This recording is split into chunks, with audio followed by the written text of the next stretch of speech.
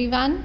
In this video I am going to conclude by explaining the last 6 lines, or the sestet as it is called, of the poem Death Be Not Proud by John Donne.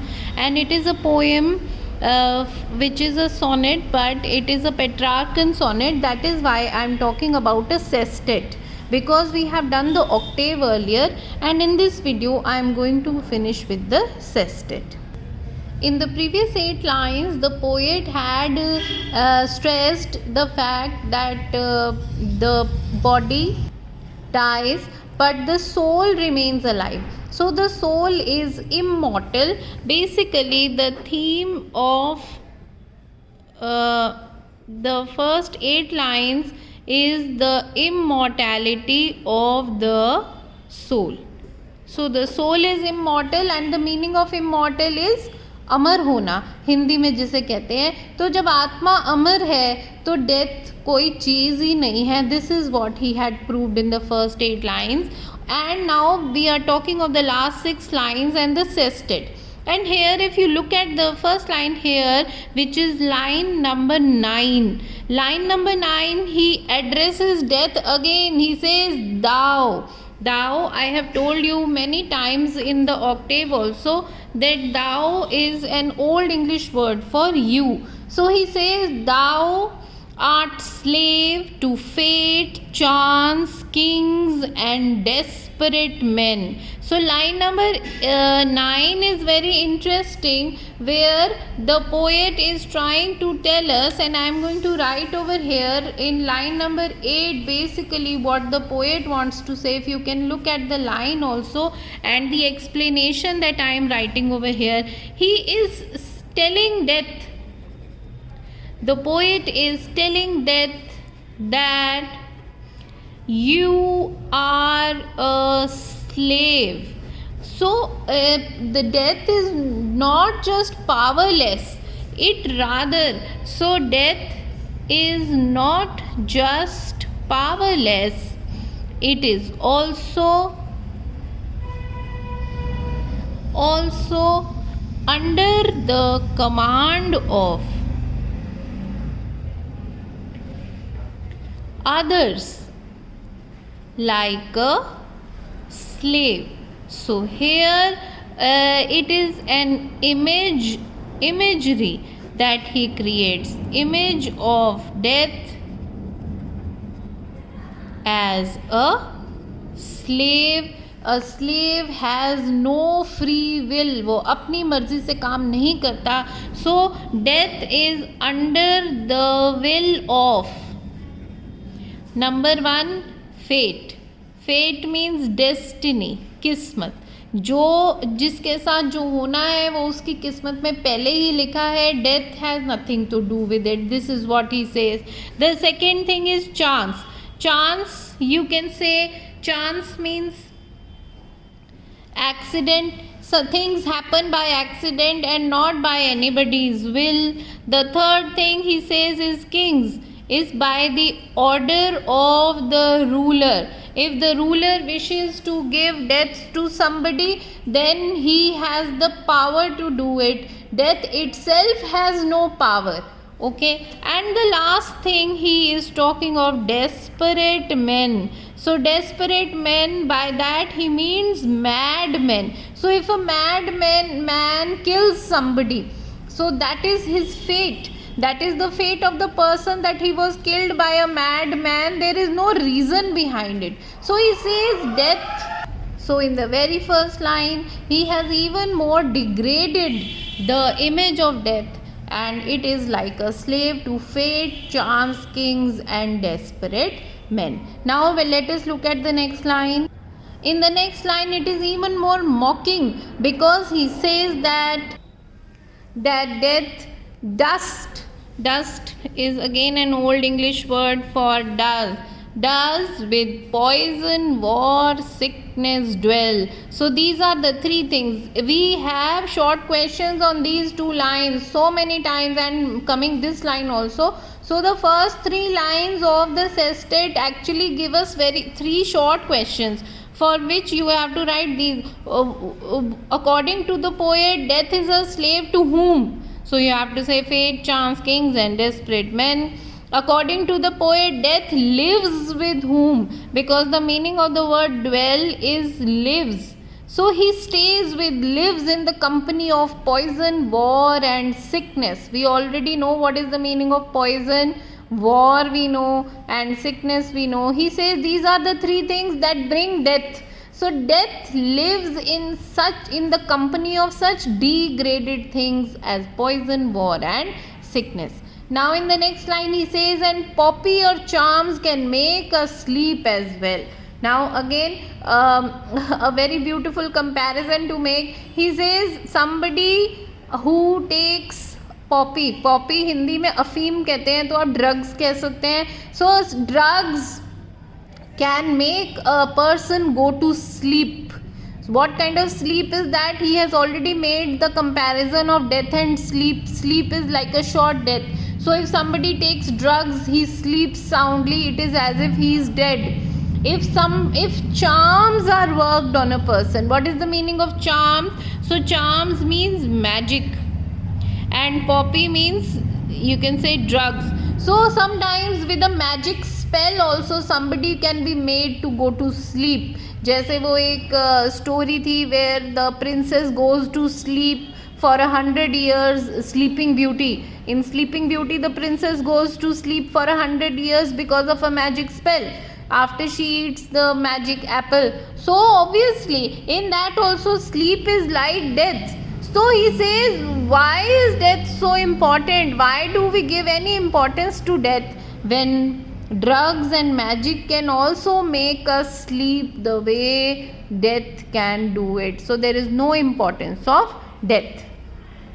So in line number 9, the poet says that death stays in the degraded company of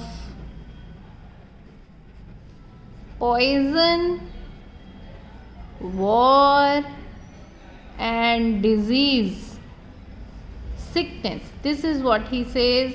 And in line number 10 he says that he makes a comparison of death with poppy, drugs and charms, which means magic. So this is again a metaphor that he has used here of poppy and drugs. They have the same effect and can make a person go to sleep, which is like a short death.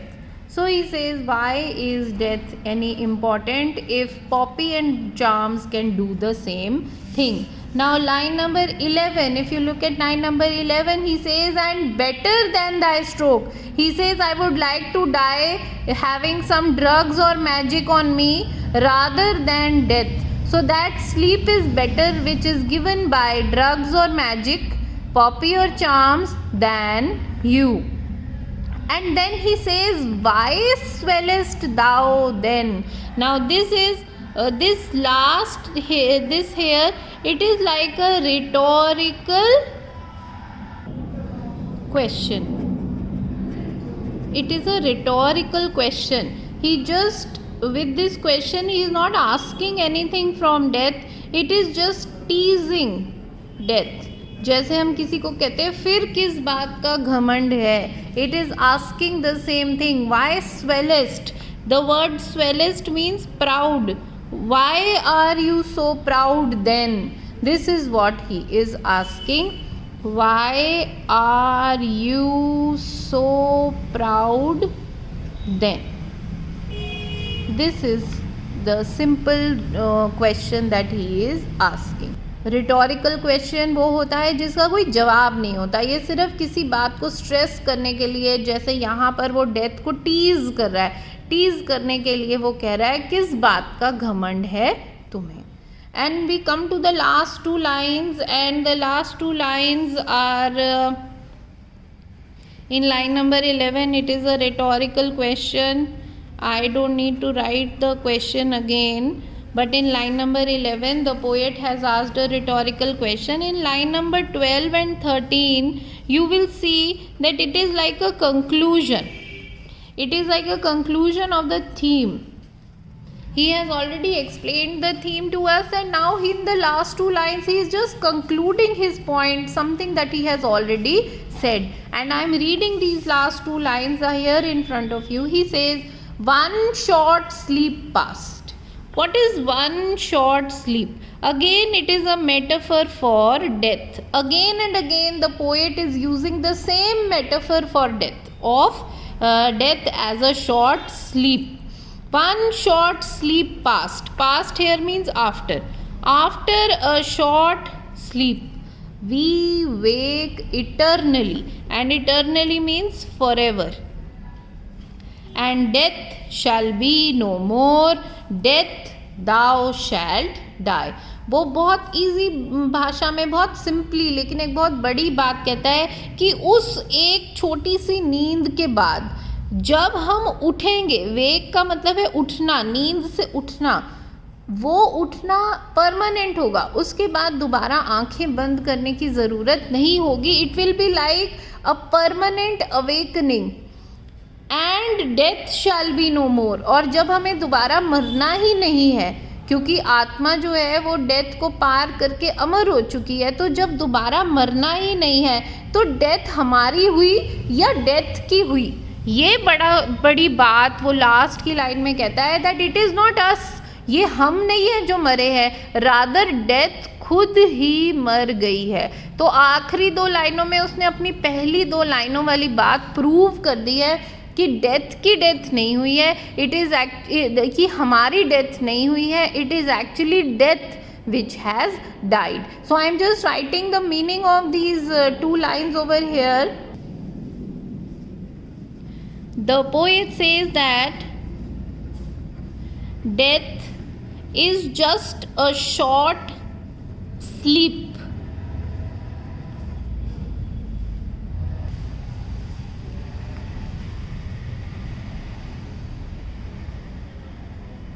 This is the metaphor for death that he has used in the whole poem. Now I am going to write something which is very important. This is a metaphor which is repeated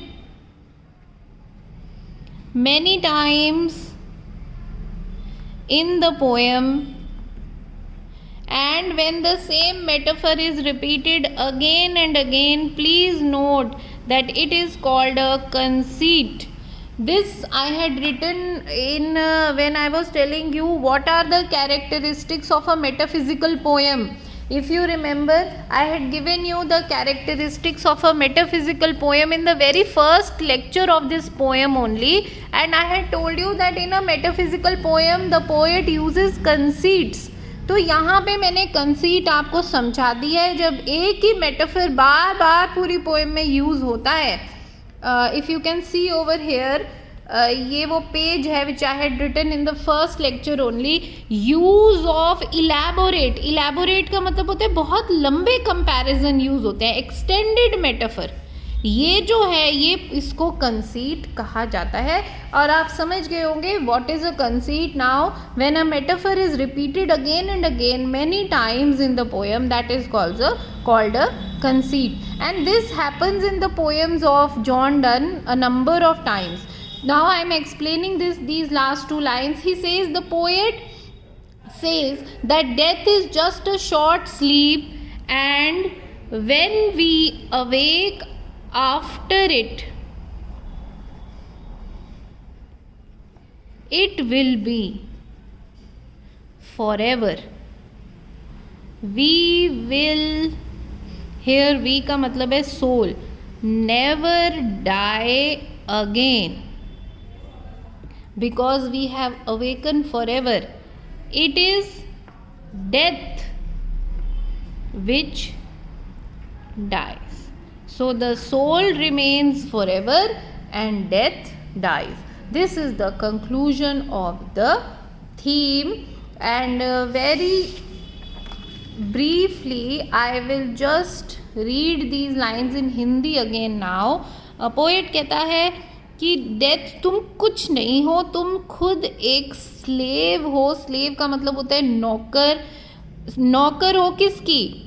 fate की, किस्मत, chance, यानी by chance जैसे हम कहते हैं accident, राजा या फिर पागल लोग, इनके हाथों में डेथ है. डेथ अपने आप, इसमें कोई पावर नहीं है. और तुम पॉइजन यानी जहर, वॉर यानी युद्ध, और सिकनेस यानी बीमारी, इनके साथ तुम्हारा वास है. वो ये भी कहता है कि अगर कोई ड्रग्स ले या किसी के ऊपर जादू कर दे, वो भी एक ऐसी नींद सुला सकते हैं. तो फिर हमें तुम्हारी ज़रूरत क्या है? तुम्हें घमंड करने की इतनी क्या बात है? ये सवाल वो डेथ से करता है. और फिर लास्ट 2 लाइन्स में अपनी थीम को कंक्लूड करते हुए वो कहता है कि डेथ जो कि वो छोटी सी नींद है, उसके बाद जब हम उठते हैं तो वो उठना हमारा एक परमानेंट उठने के बराबर है. जैसे कि दोबारा हमने अब नहीं सोना, क्योंकि आत्मा जो है वो फ्री हो जाती है. आत्मा जो है वो हमेशा के लिए अमर हो जाती है. अब उसे मरना नहीं है दोबारा. तो असली बात क्या है कि हमारी डेथ नहीं हुई, ये तो डेथ है जिसकी डेथ हो गई है. And with that I conclude my poem. And I hope you have understood the poem. In further lectures we are going to do exercises of this poem, and if there are any doubts you can personally message me. Thank you very much.